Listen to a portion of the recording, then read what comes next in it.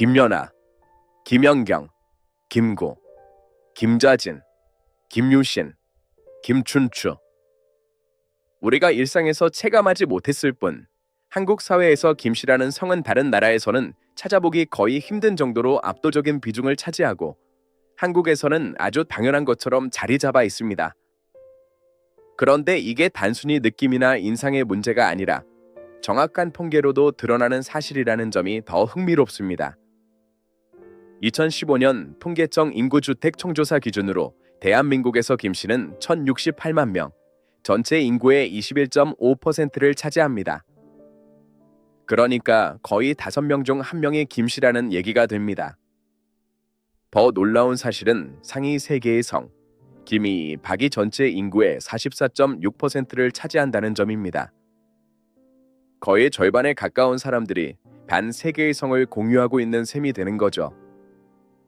전 세계에서 이렇게 특정 성씨가 인구의 20%를 넘는 경우는 매우 드물고 가까운 중국도 상위 성씨 비중이 높지만 왕씨가 약 7%, 리씨가 7% 안팎이고 일본의 사토나 스즈키 같은 흔한 성씨도 1-2%밖에 되지 않습니다.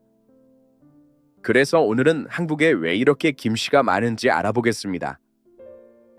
먼저 신라와 가야의 역사를 살펴보면 김씨라는 성이 한국에서 이처럼 압도적인 비중을 차지하게 된 출발점을 확인할 수 있습니다. 김씨는 단순히 오래된 성씨나 흔한 성씨가 아니라 아예 삼국시대의 왕족 성씨에서 시작했습니다. 이 점이 다른 많은 성씨와 뚜렷하게 구분되는 지점입니다. 신라의 김씨를 보면 삼국사기 신라분기의 김알지라는 인물이 등장합니다. 사료에는 서기 65년 무렵 경주 지역의 시림이라는 숲에서 황금빛 상자와 함께 발견된 아이를 왕이 데려다 길렀다는 이야기가 전해집니다. 이 아이가 바로 김알지이고 훗날 신라의 김씨 왕족의 시조로 기록됩니다. 물론 이 기록은 상징적 요소가 많고 실제 역사적 사실로 보기 어려운 부분도 있지만 중요한 건 김씨라는 성이 이미 신라 왕실의 정통성을 상징하는 이름으로 자리 잡았다는 점입니다. 신라 역사에서 김씨의 비중은 여기서 멈추지 않습니다. 신라는 약 1000년 가까이 지속된 왕조였고 그중 후반부 대부분을 김씨 왕족이 지배했습니다. 특히 7세기 삼국통일 이후 신라는 한반도 전역의 정치, 군사, 행정 지배 구조를 확장했습니다. 이 과정에서 왕족과 종친, 그리고 김씨 귀족 집단은 자연스럽게 전국 각지로 흩어지며 지역별 유력 가문으로 자리 잡았습니다. 오늘날 전국 곳곳에 경주 김씨 집성촌이 남아있는 이유가 바로 여기에 있습니다. 2015년 기준 경주 김씨 인구는 약 179만 명으로 단일 본관만 봐도 규모가 매우 큽니다. 가야의 김씨도 빼놓을 수 없습니다. 가야의 시조로 기록된 김수로왕은 삼국유사 가락국기에 등장하는 인물로 금관 가야를 세운 인물입니다. 가락국기에 따르면 김수로왕 역시 하늘에서 내려온 신성한 존재로 묘사되며 왕의 성이 김이었다고 분명히 기록되어 있습니다. 가야가 신라에 병합된 후에도 김수로왕의 후손들은 김해 지역을 중심으로 유력한 토착 세력으로 남았고 후대의 김해 김씨라는 거대한 시족으로 성장하게 됩니다. 2015년 기준 김해 김씨는 약 441만 명으로 한국 전체 김씨 인구의 절반 가까이를 차지합니다. 여기서 흥미로운 점은 신라의 경주 김씨와 가야의 김해 김씨가 서로 다른 지역과 다른 역사적 배경을 가지면서도 후대의 김씨 전체 인구에서 절대적 비중을 차지하고 있다는 사실입니다. 다시 말해 김씨의 뿌리는 하나가 아니라 신라 왕족 계열과 가야 왕족 계열, 이렇게 두 개의 큰 축이 동시에 존재합니다. 한국의 김씨가 압도적으로 많은 이유 중 하나가 바로 시작부터 왕족 성씨가 2갈래나 있었다는 점에 있습니다. 다른 성씨는 기원이 한 가문에서 시작된 경우가 많은 것과 비교하면 김씨의 초기 모체가 훨씬 비대합니다. 이와 관련된 흥미로운 연구도 있습니다. 2021년 발표된 네이처의 유전학 연구에서는 김해 김씨와 경주 김씨 집단의 남성 Y염 색체가 특정 하플로그룹 O2B1 계열에 집중되어 있다는 결과가 제시되었습니다. 물론 모든 김씨가 동일한 조상에서 나온 것은 아니지만 두 고대 시족 내부에서는 상당한 비율의 공통조상이 존재할 가능성이 있다는 뜻입니다. 역사 기록과 유전학적 데이터가 서로 보완되는 부분이라고 할 수 있습니다. 삼국시대의 상황을 조금 더 구체적으로 살펴보면 김씨가 가진 초기 출발점의 특이성이 더 잘 드러납니다. 신라의 왕족은 성골 진골 체제로 구성된 폐쇄적인 신분 구조를 유지했고 왕위를 세습하는 과정에서 김씨 귀족층이 핵심 기반이었습니다. 가야 왕실 역시 김씨 왕조였고 가야 지역 주민 상당수는 김씨 왕실 주변의 친족, 귀족, 유력 세력으로 형성되었습니다. 여기서 중요한 건 왕족과 귀족의 인구가 일반 평민보다 훨씬 적었음에도 불구하고 오랜 시간 동안 권력, 토지, 혼인 관계를 중심으로 세력을 유지했다는 사실입니다. 그리고 통일 이후 신라 지배 체제는 한반도 남부 대부분을 포괄했기 때문에 김씨 왕족의 세력이 자연스럽게 인구 기반을 넓히는 계기가 되었습니다. 요약하면 한국의 김씨가 압도적으로 많아진 첫 번째 이유는 출발선 자체가 달랐다는 점입니다. 김씨는 한국 고대 국가의 왕족 성씨였고 그것도 단 한 나라가 아니라 신라와 가야 두 왕조에서 모두 사용된 성씨였습니다. 이러한 초기 구조가 이후 수천 년 동안 김씨 인구가 기하급수적으로 확대될 수 있는 기반을 제공한 것입니다. 이제 다음 파트에서는 이러한 초기 왕족 성씨가 조선시대에 들어오면서 왜 이 양반의 상징이 되었는지, 그리고 어떻게 김씨라는 이름이 사회적 지위와 연결되었는지 살펴보겠습니다. 조선시대의 성씨 구조를 살펴보면 김씨라는 성이 어떻게 사회적 위상과 상징성을 확보하게 되었는지 보다 구체적으로 이해할 수 있습니다. 조선은 유교적 질서를 바탕으로 혈통과 문벌을 매우 중시한 사회였고 성씨와 본관, 그리고 족보를 통해 개인의 신분과 가문을 구분했습니다. 이 체계는 양반층에게는 특권이었지만 평민과 천민에게는 오히려 성씨 사용을 제한하는 제도로 작용했습니다. 조선시대에서 양반은 성씨와 본관을 통해 신분을 증명할 수 있었지만 평민과 노비 계층은 성씨가 없는 경우가 많았습니다. 이 사실은 여러 사료에서 확인됩니다. 한국학중앙연구원이 발간한 조선 후기 호정 연구에 따르면 17에서 19세기 남성의 성씨 기록 비율은 대체로 30에서 40% 수준에 머물렀고 여성의 경우 대부분 성씨가 표기되지 않았습니다. 국사편찬위원회가 분석한 19세기 말 호구조사 자료에서도 성씨가 없는 인구가 상당히 많았던 사실이 나타납니다. 결국 조선 후기까지도 성씨는 양반의 특권이라는 인식이 강했고 평민층은 공식 문서에 성씨를 기록하지 않거나 아예 성씨 없이 생활하는 경우도 흔했습니다. 이런 구조 속에서 김씨는 양반층 내부에서 높은 상징성을 가진 성씨였습니다.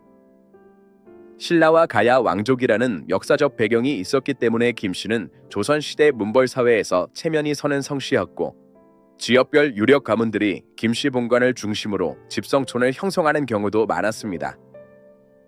김씨라는 이름은 조선시대에 이미 무난하면서도 위신 있는 성씨로 자리 잡았습니다. 조선 후기에는 신분제가 약화되면서 성씨와 족보를 통해 사회적 상승을 시도하는 움직임이 증가했습니다. 이 시기에 나타난 대표적 현상이 바로 사설 족보 제작과 입보 관행입니다. 당시 종로, 인천, 대구 등지에는 족보를 전문적으로 제작하는 사설 보족관이 존재했습니다. 독립신문 1896년 4월 11일 기사에는 가짜 족보를 만들어 파는 자가 있어 백성이 속는다는 내용이 실렸고 1894년 조선왕조실록 고종 31년 기사에도 호구단자와 족보를 조작한 사례가 등장합니다. 학계에서는 이 시기를 족보 산업이 존재한 시대로 보고 있습니다. 당시 족보에 입적하는 비용은 일반적으로 5에서 10량 정도였습니다. 조선 후기 한 량의 가치를 현재 화폐로 환산하면 약 10만에서 15만 원 정도로 평가되기 때문에 족보 등재 비용은 대략 50만에서 150만 원 수준이었다고 볼 수 있습니다. 일부 지역에서는 20량 이상을 요구한 사례도 있었다고 연구자들은 분석합니다. 2018년의 한국사연구에 따르면 이러한 입보, 관행이 조선 말기 성씨 보급 속도를 빠르게 높였다고 설명합니다. 이 시기 성씨를 선택해야 했던 사람들은 대부분 위신이 높은 성씨를 선호했습니다. 그러나 이 시를 선택하는 것에는 조선 왕실의 존재가 부담으로 작용했습니다. 조선 왕조의 성씨를 일반인이 선택하는 것은 지나친 표방으로 보일 수 있었고 실제로 사회적으로도 불편함을 줄 수 있는 선택이었습니다.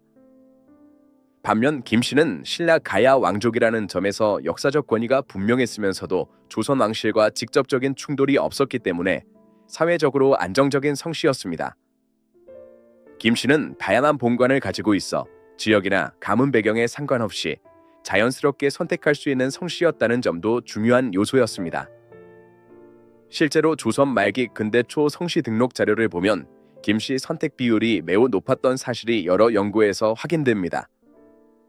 이러한 흐름은 19세기 말 두 개의 중요한 제도를 거치면서 결정적으로 변화했습니다. 1894년 가보개혁을 통해 신분제가 공식적으로 폐지되었고 노비제도 함께 사라졌습니다. 이 시기부터 기존의 성씨를 갖지 않았던 사람들에게 성씨 선택의 필요성이 생겼습니다. 이어서 1909년 민족법이 시행되면서 모든 국민이 반드시 성과 본관을 등록해야 했습니다. 민족법은 한국 역사상 처음으로 전 국민 성씨 의무화를 명시한 법이었습니다. 이 과정에서 성씨가 없던 인구가 대규모로 성씨를 등록하게 되었고 이때 선택된 성씨의 경향은 현대의 통계와 거의 일치합니다. 이 시기 김씨, 이씨, 박씨 같은 대형 성씨가 전국적으로 급증한 결정적 계기가 되었습니다. 결국 조선 후기의 문벌 중심 사회, 성씨가 없는 인구의 대규모 존재, 성씨를 통한 사회적 상승 욕구, 족보 산업의 확산, 그리고 가보개혁과 민족법으로 이어지는 근대적 호적 제도가 결합되면서 김씨라는 성씨는 한국 사회에서 가장 폭넓고 안정적인 선택지가 되었습니다. 이러한 구조적 과정이 이후 인구 혼인 제도와 결합하면서 김씨 비중은 기하급수적으로 증가하게 되었고 오늘날 한국 사회의 독특한 성씨 분포를 형성하게 된 것입니다. 조선시대와 근대 초기의 성씨 보급 과정을 통해 김씨가 넓게 확산될 기반이 마련되었다면 이후 인구 구조와 혼인 제도는 김씨의 비중을 더욱 빠르게 확대시키는 기제로 작동했습니다. 성씨는 단순히 선택의 문제가 아니라 가족 구조, 혼인, 규칙, 출산율과 결합되면서 세대가 바뀔수록 자동적으로 증가하는 인구학적 특성을 갖습니다.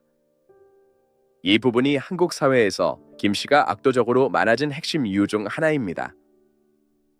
김씨가 많은 이유는 단순한 우연이나 특정 시기의 현상이 아니라 신라와 가야에서 시작된 왕족 성씨의 기원이 조선 시대의 문벌 중심 사회와 결합되고 근대의 성씨 등록 제도에서 다시 한번 확대되며 인구 구조와 혼인 규칙 속에서 장기적으로 증폭된 결과입니다.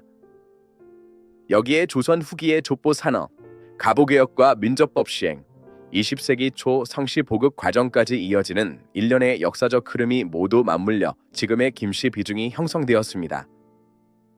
사람들이 흔히 묻는 한국 사람 중 왜 이렇게 김씨가 많을까? 라는 질문은 단순한 호기심에서 출발하지만 그 답은 한국 사회의 뿌리 깊은 구조를 들여다볼 수 있는 중요한 단서가 됩니다.